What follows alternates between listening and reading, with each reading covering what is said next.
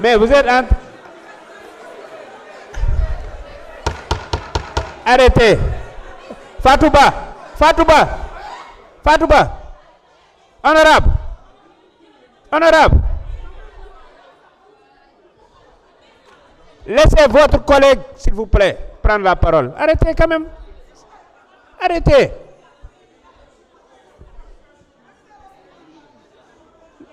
La parole, elle est libre. Vous ne pouvez pas contrôler le contenu des prises de parole. Gardez votre sérénité et attendez votre temps. S'il vous plaît, arrêtez. Allez-y.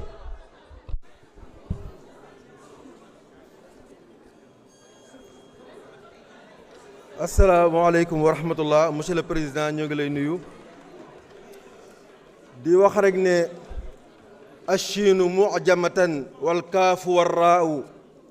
lir raai wal baai wa huwa al baau war raau di santale Cheikh Ahmad Bamba Xadimi rasulullah boromam waaye di ndokkeel jullit ñépp nag ci guddi gu màgg gi nga xamante ne moom la ñu dëgmal ci weeru sell wi atiri llahuma qabruhu lkarim ba xarfin shadiyin min salaatin wa taslim bokk yi ñu ngi leen di nuyu. Thomas Sankara dafa waxoon ne suñu révolution bi daamari ngor la secousse bu nekk nag ab jaam dina wat waaye du ñu ramasser kenn. On n'a pas besoin des ordures pour faire ce pays mbokk yi li ñu indi tey jàpp naa ne koo xamante ne bëggoo dunde alali Sénégal képp koo xamante ne bëggoo nax nit ñi bu nee la dañuy voté loi boo xamante ne da ngay leeral li nga yor booy dugg leeral ko booy génn waroo cee wax lu dul gongo xanaa nag wala fii ñooy wax ne ku aj booy bañ ku teen am na loo xamante ne su ci président ne katiw too ko bàyyi wax dëgg yàlla xel war naa ñaaw Sénégal réew la moo xamante ne mi ngi bokk ci les PPTE les pays pauvres très endettés bokk ci les 25 pays les plus pauvres au monde ndax réew moom war nañ fee yëkkati benn franc lu dul day yéwénal dunduk Sénégalais yi am na luxe boo xamante ne on ne peut pas se le permettre ñu maasee lool ci indépendance Singapour Corée du Nord ñu ngi ci énergie nucléaire ñun ñu ngi ci xuy kamaj xam ngeen loolu lan moo ko waral c'est pas parce que amuñu ay ressources on a un problème de leader ay njiit yu jub yoo xamante ne dañuy war ci fasu jub ak jubal ak jubbanti buñ jëfee mënuloog seen i wax buñ waxee mënuloog seen i jëf te loolu jëmm ji koy mandargaal mooy le président Ousmane Sonko moom mi nga xamante ne c'est l'inspirateur de cette loi ndax ñun ñëpp nag moo ñu woo un appel solennel en 2014 yee li doon nelaw ci ñun ba ngor ak jom ak jël réew mi teg ko intérêt réew mi gënal ñu suñu jëmm loolu Ousmane Sonko moo ñu ci indi ñu ñëpp kon loi bii ça porte indéléblement les empreintes du président Ousmane Sonko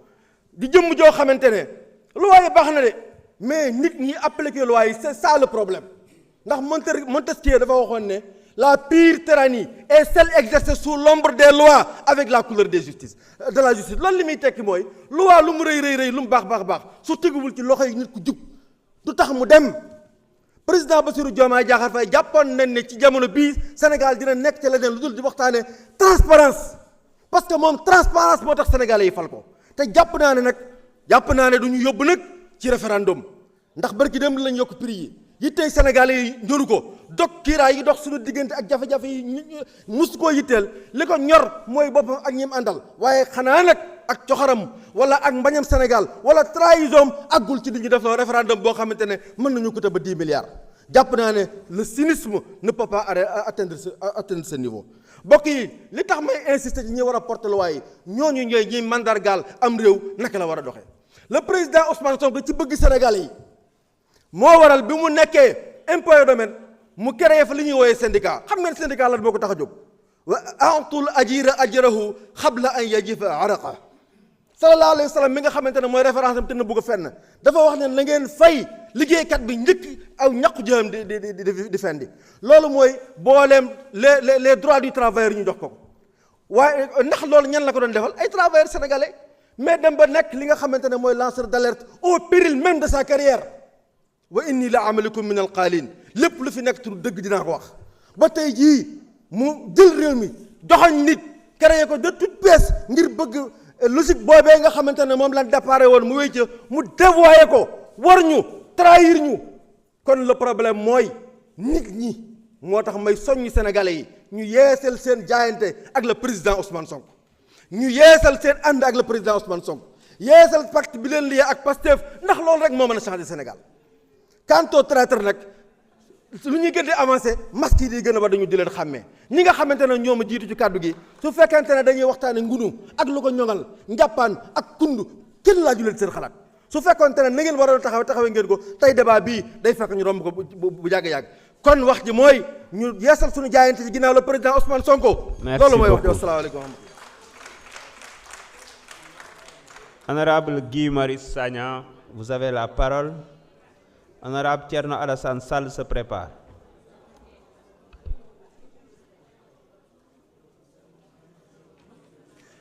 mbokk yi nuyuwaat naa leen mbokk yi segam le militant Bassirou Diomaye Diakhar Faye moo dem lan moo tax ngeen war a jommi ci keneen kuy dem ba ngeen koy wane ba di ko fësal segam Diomaye moo dem lu tax keneen war leen jaaxal mbokk yi ay waxtu a ngi quelques heures dama yëg ne Union européenne dafa may fukki moto ak juróom armée sénégalaise pour créer la première brigade motocycliste du Sénégal 15 motos gàcce moo ma dal gàcce 15 motos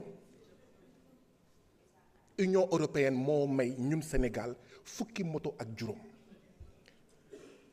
léegi mu am fii ay doomu Sénégal yu naan non waruñu lijjanti ndax président bu Sénégal diggante bi mu duggee ak bi muy génn ndax mbir mi dafa yokk waruñu lijjanti ay déclaration de patrimoine waruñu lijjanti ay fonds politique ay crédits spéciaux ak ñoom seen ñooñu bëgguñu réew mi ñi nga xam ne dañoo commencé wax ne duñu voté loi bi mooy ñi nga xam ne dañoo àndoon ak Macky Sall bëgguñu ñëw fii dédiiru dañuy langaamu ci Macky Sall ba dee parce que segam ñoom pendant 12 ans xeexuñu ko fii du tey la ñuy ñëw di ko xeex donc bu mu jaaxal kenn ils sont cohérents ñi nga xam ne depuis 30 ans ñu ngi fi même pas 12 ans parce que depuis 2000 ñu ngi ci gouvernement bu nekk donc c'est pas aujourd'hui ils sont cohérents ñun ñoo war a cohérent xam nga lan mooy cohérent ñun ñoo wax ne ñun ñooy sëtu Thierno Souleymane Baal ñun ñoo wax ne ñun ñooy sëtu Thierno Souleymane Baal mi nga xam ne y a 250 ans ñaari téeméeri at ak juróom fukk lii la waxoon ma fàttali leen ko je vous recommande maa ngi leen di xelal bu ma deewee ngeen ut njiit boo xam ne bëggul randal dara pour poche am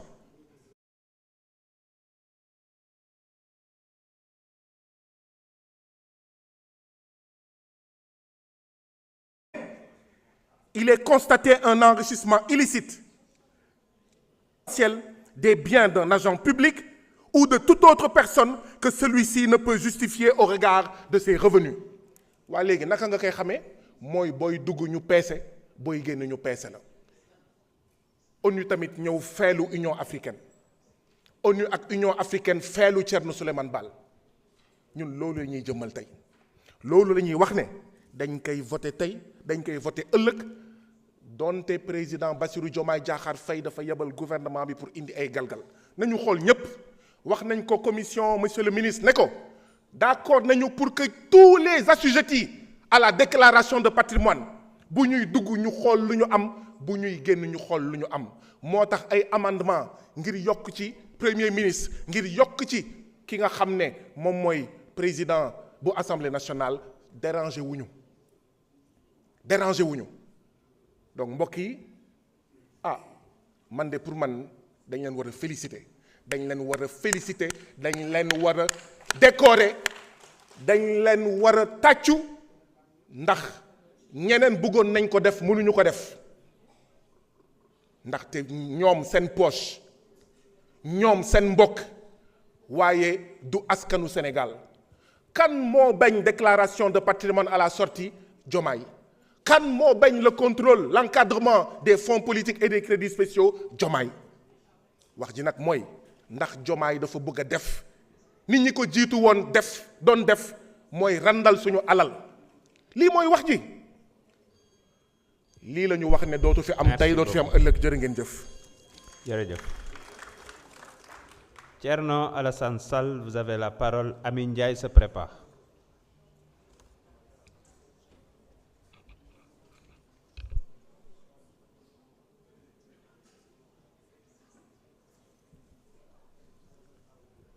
Monsieur le Président de l'Assemblée, Messieurs les ministres, chers collègues, mbokk Sénégal dañu woote session extraordinaire non pas pour yokk transparence ci réew mi mais pour wéyal procès bi nga xam ne depuis que féewaloo am ci Pastef ñu ngi koy def contre le président de la République loolu rek moo waral ñu taxaw fii procès contre une personne. Cette Assemblée nationale et les députés de Pastef ne croient pas à la transparence et je vais vous le démontrer. Ils ne vivent pas la transparence, ils vivent dans l'opacité et ça commence à l'Assemblée nationale. Le collègue Djibi Ciss l'a dit. On n'a jamais voté suivant les textes qui existent, qui demandent le minimum de transparence, qui sont les normes les plus élémentaires. On n'a pas besoin de convoquer ni l'UEMOA ni ASC bu koñ bi moo gën a leer Assemblée nationale. Mairie bu nekk buy voter budget ensemble conseil yi dañuy toog ñu délibérer chapitre par chapitre fii suñu texte règlement intérieur bi ngeen di convoqué dafa ne article 21 et article 34 naka la ñu woy voter suñu budget mu war a jaar commission des finances questeurs yi toog ñu wax ñun lan lañ ci bëgg lan lañ ci namm ñu bañ ko bàyyeel président ak bureau loolu musul am commission de contrôle war a xam naka la dépense yi di demee ñu war a am pièce yëpp musul am ngeen yàgg fi taxaw ñu fi nekkoon 14e législature loolu mooy cohérence ñu fi nekkoon 14e législature yàgg fi taxaw di mbamb président assemblée nationale ci fonds politique yi et ci que nu ñu wootewul budget wu assemblée nationale nu mu waree ASC bu ci koñ bi sax moo ñu gën a leer tey jii nii assemblée nationale di am ay fonds commun ñu jëndal ñu ay oto yoo xam ne ñun jugaluñ ko ci suñu budget te ñun ñooy voté texte yi agence sañul directeur général agence sañul def lu conseil d'administration bi tëralul sañul def li nga xam ne dëppoowul ak suñu loi d'orientation benn mairie sañu ko def ñun assemblée nationale ñu sañ a am budget boo xam ne ñeenti ligne la wala juróom bu président neexee ne moom mooy maye ay billet Makka buy dem ci fu muy dem jëlay enveloppe yëkkati kenn xamul nu mu demee mu koy def ni mu ko neexee di jëlay fonds politique di ci dund ngeen taxaw nii da ngeen bëgg Bassirou Diomaye Diakhar Faye mu def lu jub yéen war ngeen taxaw jàkkaarloog Sénégal yi ne da ngeen bëgg lu leer du dëgg gëmu leen ko fii ngeen taxaw di nii dañuy woote ay commission d'enquête parlementaire parce que nangam sangam parce que alalu Sénégal ma taxaw fi depuis plus d'1 an ni leen suñu alal mu ngi ñu ngi koy randal ngeen di jàppale ki koy randal bu ma fi yëkkatee affaire Azer ngeen kokkali am ku fi taxaw ni man affaire Azer bi dina ma électrocuté mu ngi fii léegi la fi jóge mu ne affaire bi dina ma électrocuté di ma xoxatal man député pour bu ma yëkkati luubal googu ak càcc googu nga xam ne xam ngeen ñu sàcc suñu xaalis xam ngeen ñu sàcc suñu xaalis xam ngeen ñu séddale 5 milliards yi xam ngeen ñu ci laal xam ngeen ñu xoose mi fi jógee xaalis bi bu mu nee dugg fii génn dafa am nu mu demee 37 milliards il a reconnu que jox nañ ko te defu ci tus du sax ñeenti village yu mu ci électrifié lu tax mu am ci seen ay ñu sàcc suñu 37 milliards ngeen xam ki ko sàcc mu dugg fii ñëw di ñu kokkali ci ay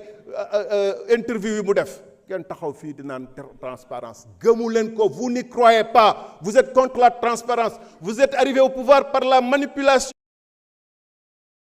par di nit sénégalais yi non je veux être correct je veux pas parler comme vous et non je veux être correct je veux pas utiliser de gros mots comme vous c'est tout vous êtes arrivé au pouvoir par la manipulation. Vous avez fait croire aux Sénégalais qu'un salon de coiffure peut avoir un agrément Et alors, quand vous arrivez ici, vous êtes obligé de gérer